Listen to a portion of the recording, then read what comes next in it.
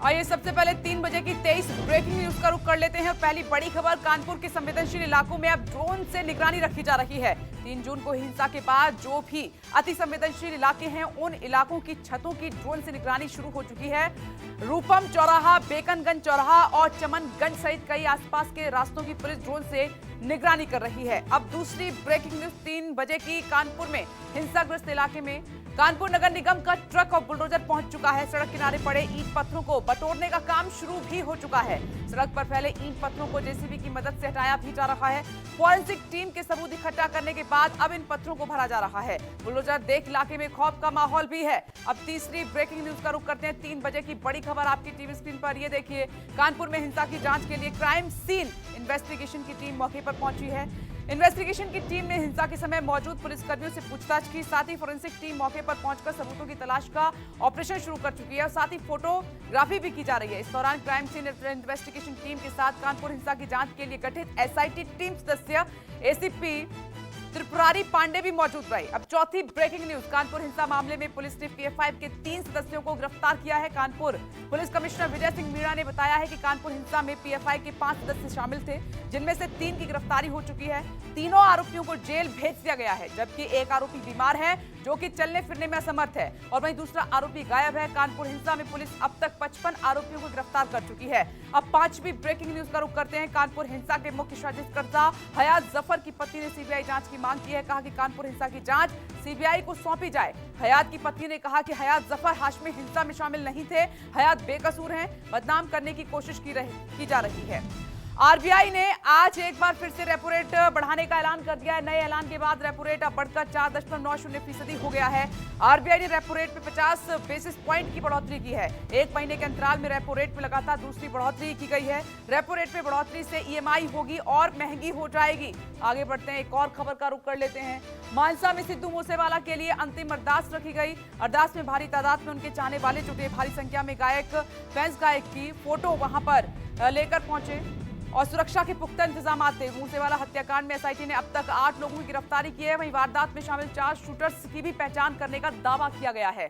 अब 8वीं बड़ी खबर, घाटी में टारगेट किलिंग के बीच खीर भवानी मेले का आरंभ शुरुआत हुई है। खीर भवानी मेले के लिए बड़ी संख्या में श्रद्धालु गांधरबल पहुंचे और कड़ी सुरक्षा के बीच गांधरबल पहुंचे श्रद्धालु ने माता के मंदिर में माता की पूजा की, खीर चढ़ाई। खीर भवानी मेले को देखते हुए चप्पे चप्पे पर सुरक्षा कड़ी है। लगभग 250 श्रद्धालु बसों में सवार होकर खीर भवानी के दर्शन करने के लिए पहुंचे। अब 3 बजे की 9वीं ब्रेकिंग न्यूज का रुख करते हैं। लखनऊ के पीजीआई इलाके में चौंकाने वाली वारदात देखने को मिली है। पबजी खेलने से रोकने पर बेटे ने पिता की लाइसेंसी रिवॉल्वर से मां की गोली मारकर हत्या कर दी।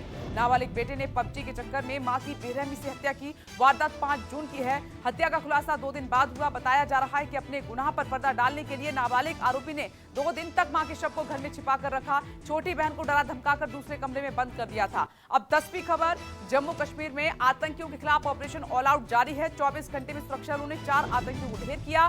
सुरक्षा बलों ने कुपवाड़ा में 2 आतंकी मारे हैं, जबकि सोपोर और शोपियां में एक आतंकी मारा गया है। मारे गए आतंकियों में 2 पाकिस्तानी आतंकी भी थे। दोनों आतंकी लश्कर तैयबा के हैं। भारी मात्रा में गोला बारूद बरामद हुआ है। अब 11वीं खबर का रुख कर लेते हैं। आपकी टीवी स्क्रीन पर 3 बजे की एक और खबर, दिल्ली के जहांगीरपुरी में एक बार फिर से पत्थरबाजी हुई है और जिसका एक सीसीटीवी फुटेज भी सामने आया, जिसमें कुछ लोग वाहनों पर पत्थर फेंकते हुए नजर आ रहे हैं। बताया जा रहा है कि घटना कल देर रात की है।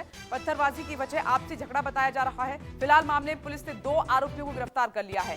12वीं ब्रेकिंग न्यूज, ज्ञानवापी मामले से जुड़ी हुई फैसला देने वाले जज रवि कुमार दिवाकर को धमकी मिली है, जिन्होंने सर्वे का डिसीजन लिया। इस्लामिक आजाद मूवमेंट संस्था ने जज को धमकी दी है। चिट्ठी के जरिए सिविल जज रवि कुमार दिवाकर को धमकी दी गई और सिविल जज ने अपर मुख्य सचिव गृह को चिट्ठी लिखी है। जज ने चिट्ठी लिखकर कार्रवाई की मांग की है। आगे बढ़ते हैं, 3 बजे की 13वीं ब्रेकिंग न्यूज का रुख कर लेते हैं। शिवलिंग पूजा की मांग पर बैठे स्वामी अभिमुक्तेश्वरानंद ने अनशन समाप्ति का ऐलान किया। कहा कि पूरे देश से साधु संतों को जुटाकर अभियान चलाएंगे। 4 जून को स्वामी अभिमुक्तेश्वरानंद पूजा पाठ का अधिकार मांगते हुए उन्होंने याचिका डाली थी। वाराणसी कोर्ट ने इस फैसले को सुरक्षित रख लिया है। 4वीं खबर का रुख कर लेते हैं। बांदा जेल के डिप्टी जेलर के खिलाफ एक्शन लिया गया है। मुख्तार अंसारी को स्पेशल ट्रीटमेंट देने के आरोप में यह कार्रवाई हुई है। बांदा जिले के डीएम और एसपी ने जेल में औचक निरीक्षण किया था, जिसके बाद अनियमितताएं मिलने पर डिप्टी जेलर को सस्पेंड किया गया। 15वीं खबर, 3 दिन के बंगाल दौरे पर बीजेपी अध्यक्ष जेपी नड्डा। कोलकाता पहुंचे जेपी नड्डा। अंतर्कलह से जूझ रही पार्टी को एकजुट करने और संगठन को मजबूत बनाने का मंत्र देंगे। नड्डा आज कोलकाता के नेशनल लाइब्रेरी में होने वाली बीजेपी राज्य कार्यकारिणी की बैठक में हिस्सा भी लेंगे। इस पर नजर रहेगी। अब 16वीं बड़ी खबर, सीएम धामी ने किया 2 दिवसीय बीजेपी कार्य समिति का शुभारंभ। मुख्यमंत्री पुष्कर सिंह धामी ने हल्द्वानी में भाजपा की प्रदेश कार्य समिति की बैठक में हिस्सा लिया। सीएम धामी ने बैठक में बीजेपी की उपलब्धियों को जनता तक पहुंचाने पर जोर दिया। कहा कि जन जन तक सुविधाएं पहुंचे। 17वीं खबर का रुख करते हैं। किसानों को राहत देने के लिए सरकार ने एक और बड़ा फैसला लिया है। केंद्रीय कैबिनेट ने खरीफ फसलों के एमएसपी यानी कि न्यूनतम समर्थन मूल्य को मंजूरी दी है। 2022-23 सीजन के लिए खरीफ फसलों की एमएसपी को मंजूरी दी गई है। फिलहाल 2021-22 के लिए धान का एमएसपी 1940 रुपए प्रति क्विंटल है। अब आगे 18वीं खबर का रुख करते हैं जल्दी से। रक्षा मंत्री राजनाथ सिंह 3 दिन के दौरे पर वियतनाम पहुंचे हैं और राजनाथ सिंह 10 जून तक वियतनाम के दौरे पर ही रहेंगे। वियतनाम के रक्षा मंत्री से मिलेंगे राजनाथ सिंह और वियतनाम को 12 हाई स्पीड बोट भेंट करेंगे। इन बोट का इस्तेमाल वियतनाम अपनी समुद्री सीमाओं की सुरक्षा के तौर पर कर सकता है। 19वीं खबर, 14 जून को महाराष्ट्र के दौरे पर प्रधानमंत्री नरेंद्र मोदी रहेंगे और वो पहले पुणे जाएंगे। पुणे में जगत गुरु श्री संत तुकाराम महाराज मंदिर का उद्घाटन करेंगे। इसके बाद मुंबई पहुंचेंगे पीएम मोदी। 4:15 बजे राजभवन मुंबई में जय Bhushan building and gallery of revolutionaries का उद्घाटन करेंगे। इसके बाद पीएम मोदी शाम 6 बजे मुंबई समाचार के द्विशताब्दी समारोह में हिस्सा लेंगे। यह कार्यक्रम बांद्रा कुर्ला कॉम्प्लेक्स में होगा। 20वीं खबर अब आपकी टीवी स्क्रीन पर। सामाजिक कार्यकर्ता अन्ना हजारे 19 जून को दिल्ली पहुंचेंगे। अन्ना हजारे अपने नए संगठन राष्ट्रीय लोक आंदोलन के लिए 1 दिवसीय प्रशिक्षण शिविर का आयोजन करेंगे। बताया जा रहा है कि अपने नए संगठन के कार्यकर्ताओं के 1 दिनी प्रशिक्षण कार्यक्रम में वो शामिल होंगे। ये संगठन भ्रष्टाचार के खिलाफ आंदोलन करेगा।